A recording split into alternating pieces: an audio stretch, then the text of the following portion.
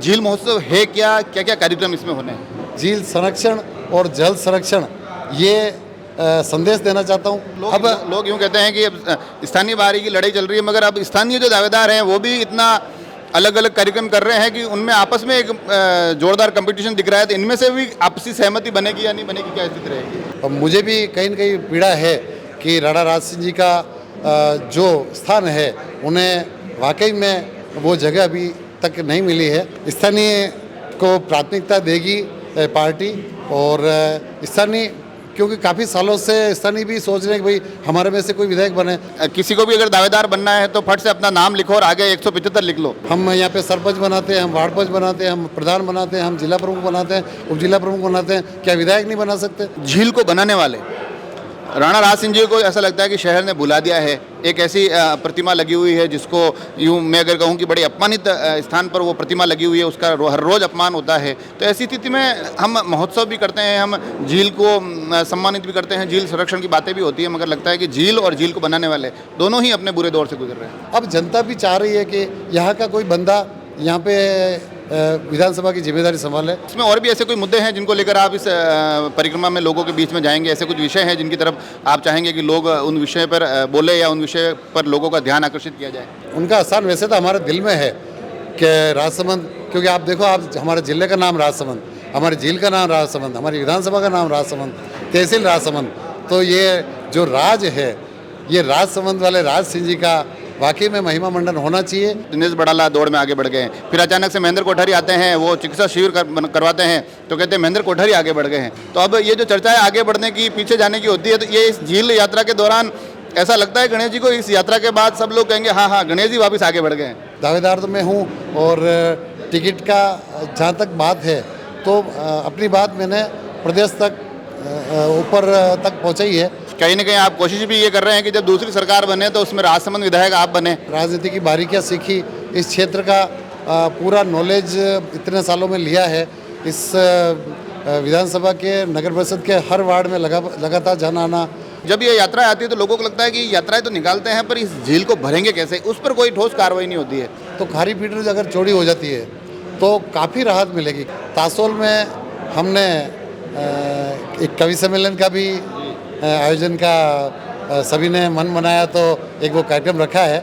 मन में एक भाव और है, अभी ये सरकार कोशिश करे, नहीं तो आने वाले समय में जो दूसरी सरकार बनेगी कुछ 4-6 महीने बाद में, तो उसमें जी जान से पूरा प्रयास किया जाएगा। दावेदारियों का कंपटीशन अब स्थानीय के बीच में भी है या आप लोग इसमें वर्तमान विधायक को भी जोड़ते हैं? राजस्थान में इस साल लोकतंत्र का उत्सव है, वोटों का उत्सव है, और उत्सव को महोत्सव में बदलने की तैयारियां हर एक विधानसभा वार हो रही है। अलग अलग कार्यक्रम के माध्यम से अलग अलग दावेदार ये कोशिश कर रहे हैं कि इस लोकतंत्र की रेल में कुछ सफ़र वो भी कर सकें। और इस रेल में राजसमंद विधानसभा के दृष्टिकोण से देखें तो अलग अलग यात्री सफ़र कर रहे हैं, अलग अलग दावेदार सफ़र कर रहे हैं, और इन यात्राओं में अलग अलग कार्यक्रम होते हैं। कहीं मेडिकल कैंप दिखाई देते हैं, कहीं परशुराम जी की यात्रा दिखाई देती है, और उन यात्राओं के बीच एक और नई यात्रा आई है झील महोत्सव को लेकर, और उस यात्रा के केंद्र में है गणेश पालीवाल। भारतीय जनता पार्टी से इस बार दावेदारी कर रहे हैं और झील महोत्सव, 5 दिवसीय झील महोत्सव की एक रूपरेखा लेकर आए हैं। पहले तो ये बताइए कि झील महोत्सव है क्या, क्या क्या कार्यक्रम इसमें होने हैं? नमस्कार। झील महोत्सव ये पूरा 5 दिवसीय कार्यक्रम की रूपरेखा है। हम शुरुआत करेंगे घेवर माता मंदिर, 23 अगस्त से शुरुआत है। 23 अगस्त से 27 अगस्त तक है। घेवर माता मंदिर से माता जी की पूजन से, और उसके बाद में कन्या पूजन, 101 कन्याओं का पूजन वहाँ पे होगा। और उसके बाद फिर हम दूसरे दिन झील सफाई का अभियान, झील सफाई के बाद में वृक्षारोपण का कार्यक्रम झील किनारे रहेगा। और फिर 25 तारीख को यमुना जी पूजन, साय को दीपदान और भजन संध्या का कार्यक्रम 25 तारीख को रहेगा। 26 तारीख को सवेरे चुनड़ महोत्सव, मतलब कई किलोमीटर लंबी चुनड़ का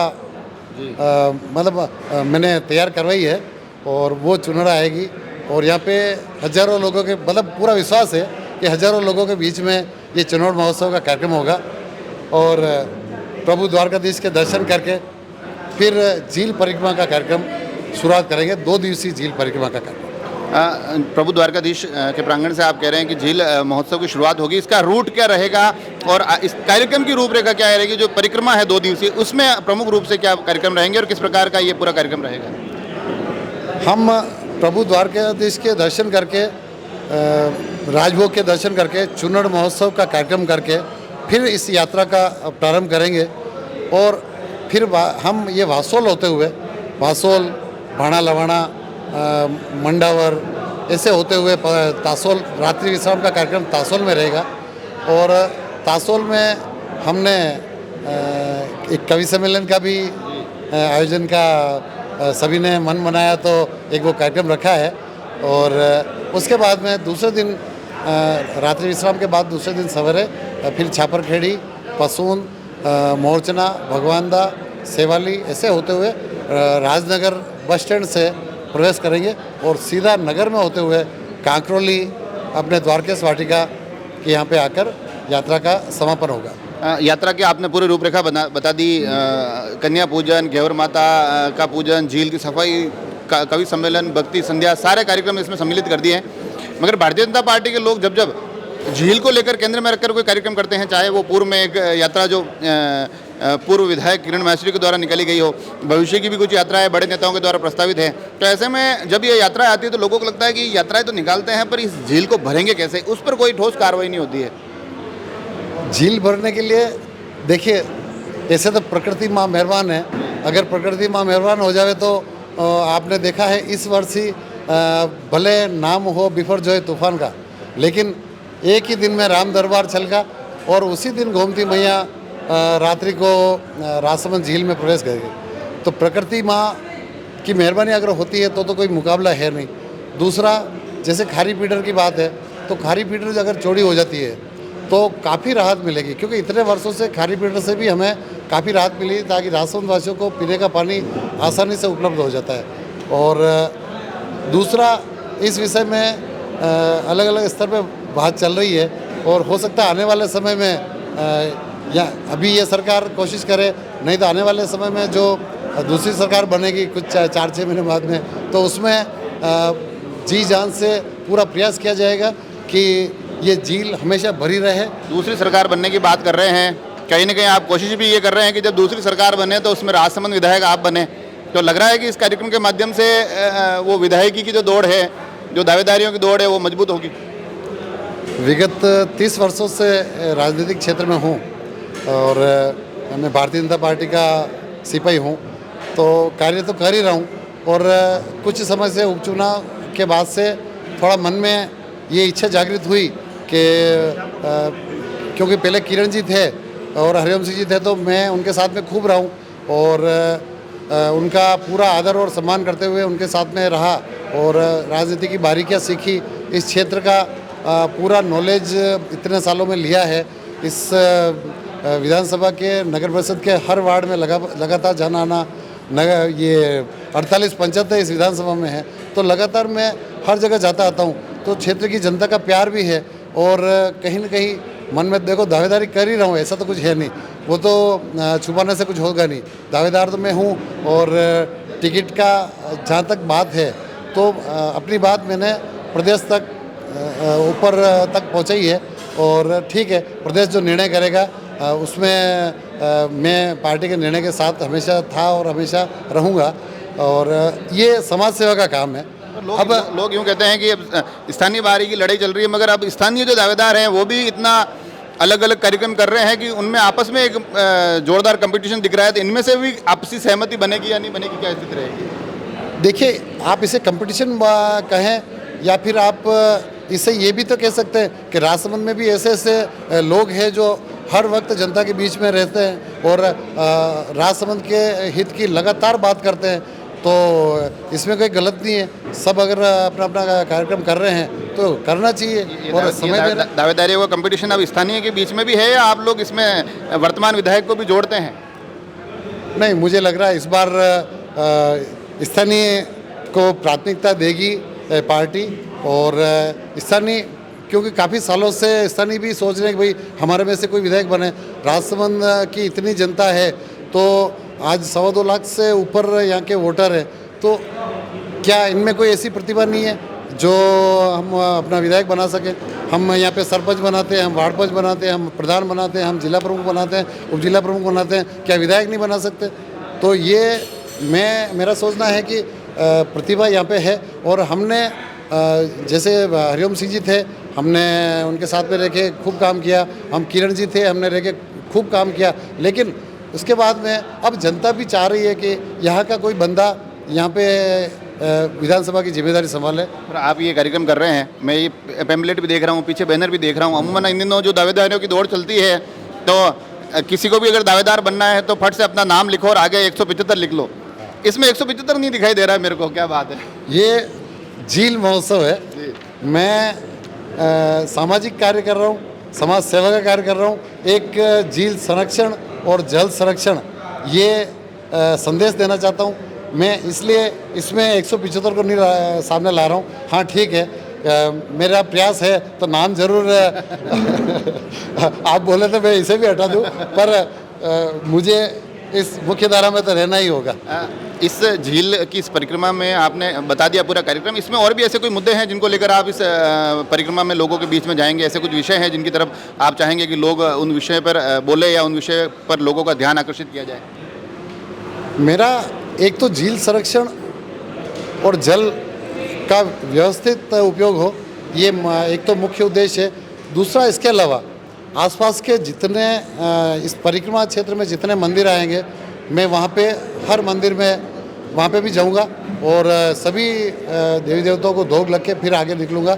और मन में एक भाव और है कि हमारे बड़े बड़े हिंदू मंदिर है, जैसे मतलब नाम नहीं लूँ मैं, बड़े बड़े मंदिर है हिंदुस्तान भर में जहाँ पे लाखों करोड़ों की आवक है, और मैं चाहता हूँ कि उनकी आवक और बढ़े, कोई तकलीफ नहीं, लेकिन उनका व्यय भी हिंदुओं के हित के कई शिक्षा में, ये ऐसे सामाजिक कार्यों में, चिकित्सा में, ऐसे अच्छे कामों में हो, कहीं मतलब हिंदुओं का जी दुख पावे ऐसा काम ना करें।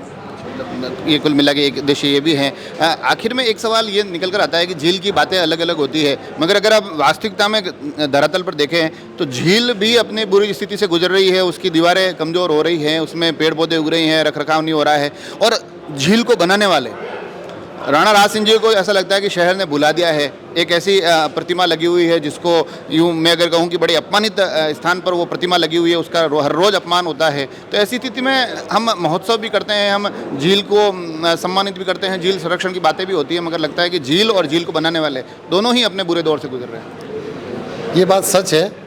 और जैसा कि उस कवि सम्मेलन में आपने, क्योंकि आप पत्रकार के अलावा खुद एक अच्छे कवि भी है, और जो आपने व्यंग उसमें दिखाया था राजसमंद की जनता को, और मुझे भी कहीं न कहीं पीड़ा है कि राणा राज सिंह जी का जो स्थान है उन्हें वाकई में वो जगह अभी तक नहीं मिली है। और मैं सोचता हूँ कि आने वाले समय में राणा राज सिंह जी जो हमारे राजसमंद को बसाने वाले, हमारी इस ऐतिहासिक झील को बनाने वाले, उनके उचित जगह पे बिठा के उनका पूरा सम्मान किया जाएगा, क्योंकि वह उनका स्थान वैसे तो हमारे दिल में है कि राजसमंद, क्योंकि आप देखो, आप हमारे ज़िले का नाम राजसमंद, हमारी झील का नाम राजसमंद, हमारी विधानसभा का नाम राजसमंद, तहसील राजसमंद, तो ये जो राज है, ये राजसमंद वाले राज सिंह जी का वाकई में महिमा मंडन होना चाहिए। उनको थोड़ा सा हमें जो जितना सम्मान उनको मिलना चाहिए वो अभी तक नहीं मिला, वो मैं पूरा प्रयास करूंगा कि मैं अपनी तरफ से पूरी कोशिश करूं, आप सबके साथ में जितने सामाजिक संगठन हैं उन सब के साथ में मिलकर उनका कुछ अच्छा स्थान बने, उनकी अच्छी भव्य प्रतिमा बने, क्योंकि उस कार्यक्रम में भी इस पे बात हुई थी। और मैं हमेशा क्योंकि वो राज महोत्सव समिति जो बनी, मैं भी उसका एक छोटा सा सदस्य हूँ और मैं समिति के साथ हूँ। जैसे समिति अच्छा निर्णय करेगी उसमें मैं अपना पूरी तरह से सहयोग करूँगा। एक आखिरी सवाल, क्योंकि जब दावेदारियाँ होती है तो कभी दिनेश जी बड़ाला का जन्मदिन आता है या परशुराम जी की जो यात्रा करवा रहे हैं महिलाओं को, तो लगता है कि अरे दिनेश बड़ाला दौड़ में आगे बढ़ गए हैं। फिर अचानक से महेंद्र कोठारी आते हैं, वो चिकित्सा शिविर करवाते हैं, तो कहते हैं महेंद्र कोठारी आगे बढ़ गए हैं। तो अब ये जो चर्चा है आगे बढ़ने की, पीछे जाने की होती है, तो ये इस झील यात्रा के दौरान ऐसा लगता है गणेश जी को, इस यात्रा के बाद सब लोग कहेंगे हाँ हाँ गणेश जी वापस आगे बढ़ गए हैं। ऐसा तो कुछ नहीं है, पर यह है कि देखो मैं जैसा मैंने एक बार पहले भी आपको बताया था कि एक साधारण परिवार में जन्मा साधारण कार्यकर्ता हूँ भारतीय जनता पार्टी का, और एक मैं भारतीय जनता पार्टी से अगर टिकट की दावेदारी कर रहा हूँ तो उसके पीछे मात्र एक साधारण कार्यकर्ता होने के नाते कर रहा हूँ। पिछले 30 सालों से काम कर रहा हूँ और इस क्षेत्र की जनता का आपने वो बता रहे हो, मेरे को पहले बताया, दौड़ में आपको लग रहा है कि वापस, क्योंकि बीच में कुछ पारिवारिक कारणों से ऐसा लगा था गणेश जी की सक्रियता कम हो गई, तो अब ऐसा लग रहा है कि एक्सीलेटर पे वो पाँव दबा के मैं मेरी वापस सबसे आगे बढ़ जाऊंगा, ऐसा कुछ होगा कि नहीं होगा? मेरे को तो आप ये बताओ स्पष्ट। देखिए होना ही चाहिए, पर यह है कि मैं तो चाहता हूँ इसको, इस कार्यक्रम को इसी से जोड़ें और आप सब मैं चाहता हूँ कि आप सब पत्रकार बंधु भी इसमें साथ दें। ये बहुत ही अच्छा सामाजिक संदेश देने वाला झील संरक्षण का कार्य है और मेरा हाथ जोड़ के निवेदन है कि आप सभी इसमें ज़्यादा से ज़्यादा शामिल हो और इस अच्छे उद्देश्य के काम हेतु आप उसमें पधारें। तो देखा आपने झील की पूरी परिक्रमा की बातें हुई, झील को केंद्र में रखे हुए जो कार्यक्रम की जिक्र है वो बातें हुई, और बातों ही बातों में राजनीतिक बातें भी हुई। आखिर में उन्होंने कहा है कि केंद्र में इस झील महोत्सव को रखा जाए, मगर ये चुनावी साल है, तमाम कवायदे आखिर में आकर दिसंबर 2023 से जोड़ी जाती है। तो इस अभियान से राजसमंद को कितना फ़ायदा होगा, इस कार्यक्रम से गणेश पालीवाल को कितना फ़ायदा होगा, इस कार्यक्रम से भारतीय जनता पार्टी को कितना फ़ायदा होगा, और आखिर में देखने वाली बात तो ये होगी कि इस तमाम कवायद के आगे जाकर क्या असर देखने को मिलते हैं। आप सभी लोग जुड़े रहें राजसमंद एक्सप्रेस से। धन्यवाद।